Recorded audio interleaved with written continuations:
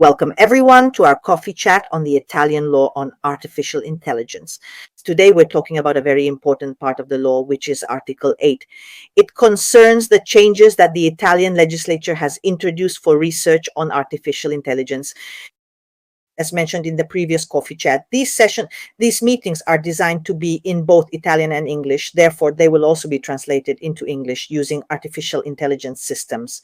And so the slides I've prepared are dual language slides to also help those who would like to listen in English. So let's share the slides right away. This is probably one of the articles that is, if you will, more I'd say disruptive, or at least certainly one of the more interesting articles of the law. Now let's see if I can share it, because I don't know why I'm having some problems right now. There we go. Sorry, no, I just clicked the wrong thing. Let's put it in presentation mode. Perfect. So we said we're talking about Article 8. Now, the part on research is actually divided into two articles. Article 8, which is about how I can use the data, explains, or rather introduces, new rules for the use of data when conducting research aimed at the design, development, and creation of artificial intelligence models or systems. Then there's also an Article 9, which we'll only touch on briefly, of course, because Article 9 actually deals with the use of AI in research in general. So not in research aimed at developing artificial intelligence systems, but the use of artificial intelligence within any type of research. In this second case, we don't have new rules. We have a legislative provision that refers to a ministerial decree. In Article 8, however, we do have new rules. They are very important rules, and above all, they are rules concerning the use of data. It is in fact well known that to develop artificial intelligence models or systems, we need a lot of data. We need a lot of data, especially to avoid bias. Because if the system or model is trained, has undergone training, and is validated on only a few types of data, or on data that isn't complete, that isn't sufficiently diversified for the intended use of the artificial intelligence, then obviously it's more likely that biases and discrimination will be created. So today, in a way, we have a vision. This topic of artificial intelligence is completely changing the perspective on the need to use data, and therefore also the need to promote the use of data. By the way, today, on the occasion of this coffee chat, I'll also take this opportunity to tell you that, as many Europeans will know, though perhaps someone outside of Europe listening might not be as up to date, yesterday at the European level, a new communication was presented. It's from the European community, and it's about unlocking data, as it's called, for the purpose of developing artificial intelligence. It comes with two omnibus decrees, one for AI and one that modifies all the previous regulations and data strategies. We'll see them merged, incorporated, or in some cases cancelled, all to promote the use of data. But we'll have a dedicated coffee chat on this major development. So returning to our Article 8, this article fits right into this, let's say, new vision for data, including health data. That is to promote, in a way, its usability in order to develop correct and, above all, non-discriminatory artificial intelligence systems. So for this purpose, Article 8 establishes in its first part, which I must say is very dense, there are two fundamental elements to consider. The first of these elements tends to favor certain specific types of entities. More specifically, it is designed to benefit public as well as private non-profit entities. So in other words, we are including both public organizations and non-profit organizations, and also the IRCCS, which refers to research hospitals, as well as private entities. So this could obviously be a medical device or a pharma company that operate in the healthcare sector within research projects for the development of artificial intelligence, and together with the previously listed entities.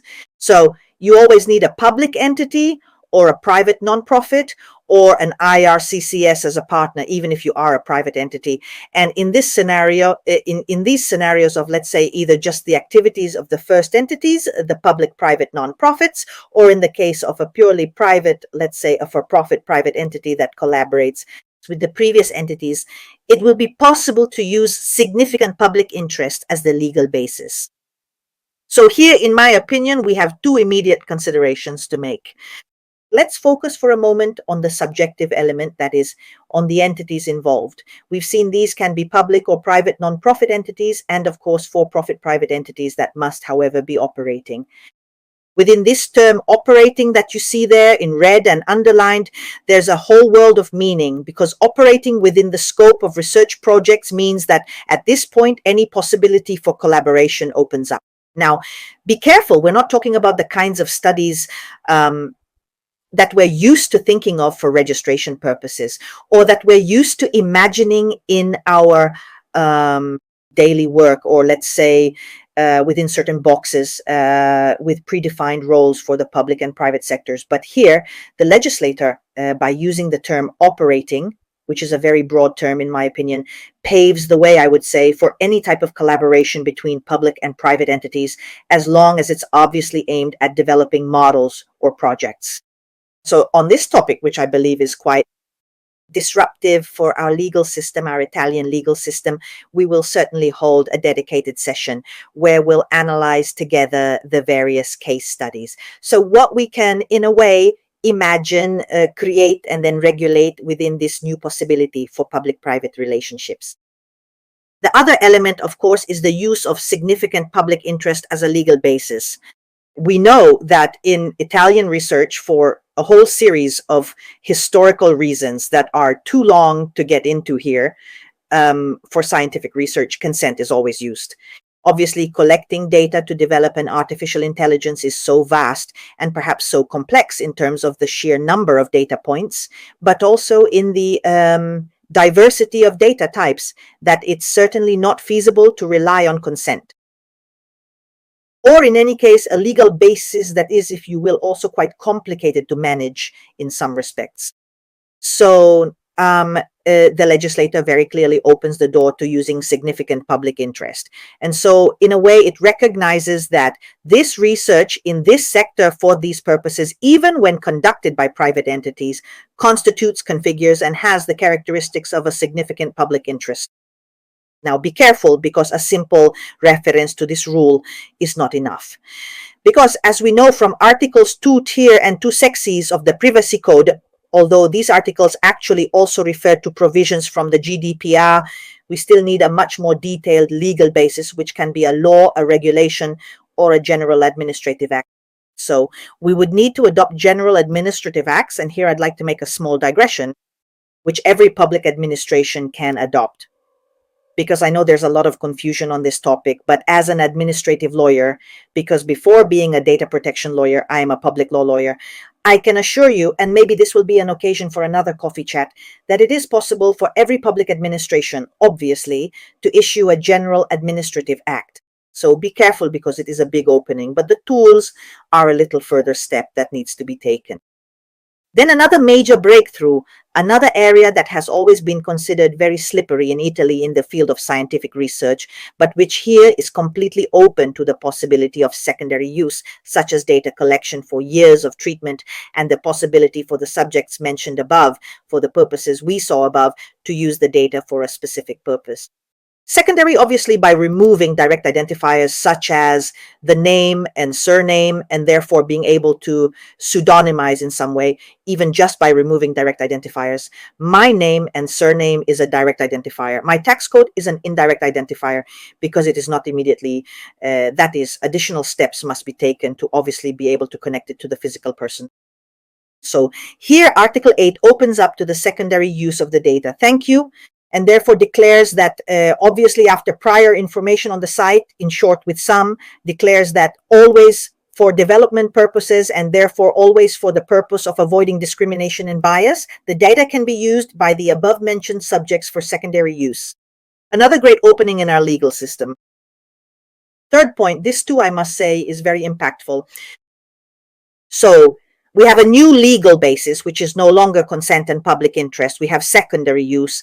Third point, we have the possibility, always the same subjects, always for the same purposes, to anonymize the data, therefore pseudonymize them first in a strong way, anonymize them, and then we will see that even this issue of anonymization in reality find a more favorable path in the documents that I told you were presented yesterday. From the European community as part of the data unlocking package for intelligence activities is one of the omnibus decrees, therefore the possibility of pseudonymizing, anonymizing, and summarizing data. The synthesis is also another very new profile. Synthesis is a process through which I collect real data and create, now simplifying the process a lot, a sort of patient avatar, let's put it this way. From a real piece of data, I elaborate it, perhaps obviously combining it with other patients who present similar elements, therefore as if it were a cluster. Creating a patient in some way synthetic, therefore creating a synthetic physical person who can in some way present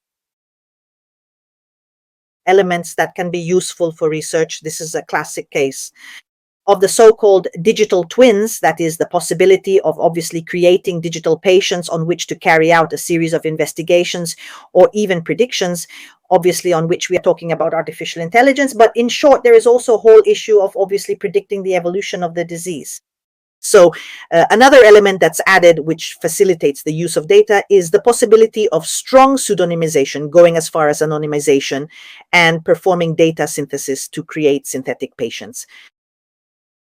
It is obviously foreseen that these activities, which are therefore considered legitimate, let's say, are reported in some way to the Data Protection Authority. Here, in my opinion, the rule isn't very precise because it says to send the Data Protection Authority, we'll see the methods later, all the information required by Articles 24, 25, 32, and 35 of the regulation.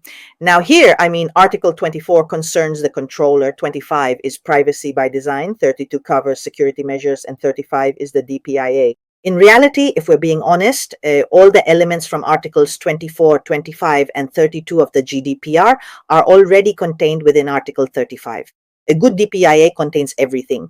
So here, in my opinion, the rule doesn't exactly shine, let's say, in terms of clarity. It would have been enough, as was done when we modified Article 110 of the Privacy Code, to simply probably require a DPIA to be carried out and for an extract of the DPIA to be published. Anyway, for now, that's how the rule is written. We'll see from a practical standpoint how it will be implemented. The subjects must also be indicated. And to be honest, this is already an element of a well-done DPIA. Appointed as processors under Article 28 of the GDPR. So all these various processing operations and activities, whether it's using data in the clear, so to speak, or secondary use data, or data operations that lead to anonymization or synthesis, this information must be sent to the authority. Then the authority has 30 days, to block the processing. After 30 days, the processing can begin. So you can see it's a great acceleration and facilitation. This is a major opening for the entire field of research.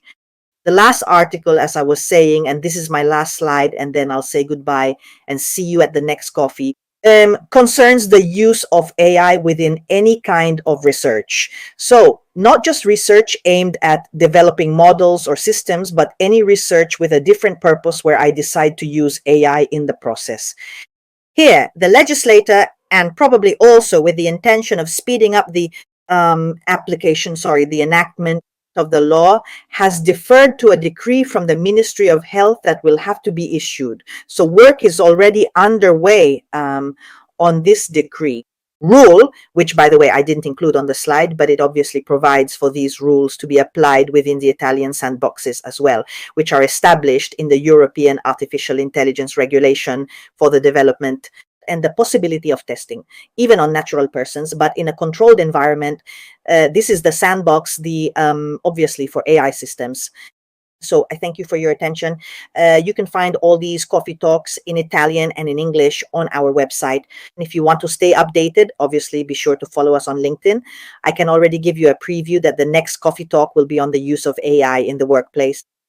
This is a topic that doesn't concern, let's say, only companies that operate in the healthcare sector. It concerns all companies, any type of company, because by now there are many entities that, consciously or not, use artificial intelligence systems to manage the employment relationship in some way, or at least certain parts of the employment relationship. In my opinion, it's a very interesting topic, absolutely underanalyzed, and one for which there is very little awareness. And so the next coffee talk in 2 weeks will be on this topic. Have a good day, everyone.